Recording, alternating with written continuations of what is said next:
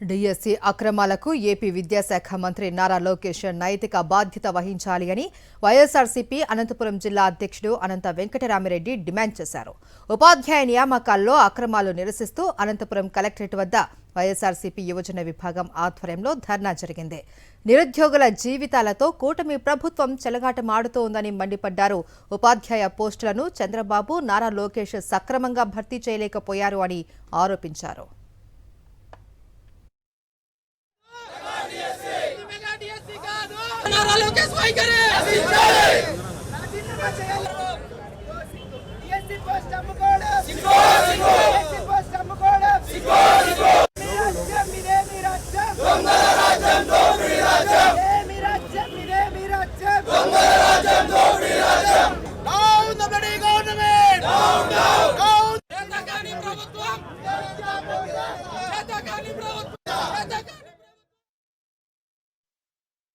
Mega DSC కాదు కదా, దగా డిఎస్సిగా మార్చారు.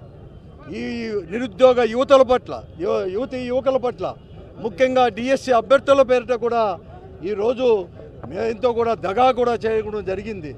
ఈరోజు మెగా డిఎస్సి పేరిట పరీక్షలు నిర్వహించి మొట్టమొదటిగా కూడా 25,000 ఉద్యోగాలు ఉన్నాయని చెప్పేసి ప్రకటించి మళ్ళా కూడా తుదకు 16,340 మంది ఉద్యోగులు మాత్రమే ఉన్నాయని చెప్పేసి నోటిఫికేషన్ ఇచ్చి పరీక్ష నిర్వహించి తర్వాత రిజల్ట్ రాకమునిపే వారందరికీ కూడా మెరిట్ లిస్టు కానీ సెలెక్టెడ్ లిస్టు కానీ మెరిట్లు ప్రకటించమునిపే ఎవరైతే అభ్యర్థులు ఉన్నారో అభ్యర్థులందరికీ కూడా సర్టిఫికేట్ల యొక్క చేసి నిర్వహణ చేస్తామని చెప్పేసి పిలిచి పరిశీలన చేస్తామని చెప్పి పిలిచి పరీక్ష చేసిన తర్వాత వారందరూ కూడా మెరిట్ లిస్టులో లేరని చెప్పి మెరిట్ లిస్టు ప్రకటించుకోకుండా కేవలం డైరెక్ట్గా వారికి కావలసిన వారికి మాత్రమే సెలెక్ట్ అయినారు, వచ్చి చేరండి అని చెప్పేసి చెప్పడం కూడా నిజంగా కూడా ఎంతో కూడా మోసపూరితమైనది.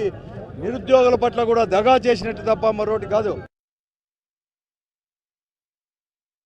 ఈరోజు ఏదైతే బ్రాండ్ అంబాసిడర్ వెన్నుపోటుకి బ్రాండ్ అంబాసిడర్ ఉన్నారో చంద్రబాబు నాయుడు గారు రాగానే ఏ విధంగా పిల్లనిచ్చిన మామకి ఏ విధంగా పోటు పొడిచి అని పైకి పంపించాడో అదేవిధంగా యూత్నందరినీ కూడా వెన్నుపోటు పొడిచడం మనం అందరం చూస్తున్నాం.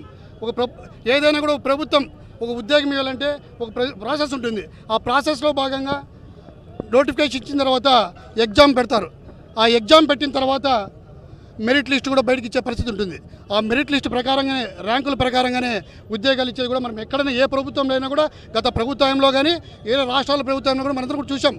కానీ ఈ ప్రభుత్వంలో నోటిఫికేషన్ ఇచ్చారు కానీ ఎగ్జామ్ రాశారు కానీ మెరిట్ లిస్ట్ అయితే బయట పెట్టడంలే. అందులో ఏం మతలబ్ అని చెప్పి నిరుద్యోగులందరూ కూడా ప్రశ్నిస్తూ ఉన్నారు. ఈరోజు 1,00,000 పైచిలకు నిరుద్యోగులందరూ కూడా ఈరోజు వెన్నుపోటుకు లోనయ్యారు. వాళ్ళందరి తరఫున కూడా వైఎస్ఆర్ కాంగ్రెస్ పార్టీ నిలబడతా ఉంది.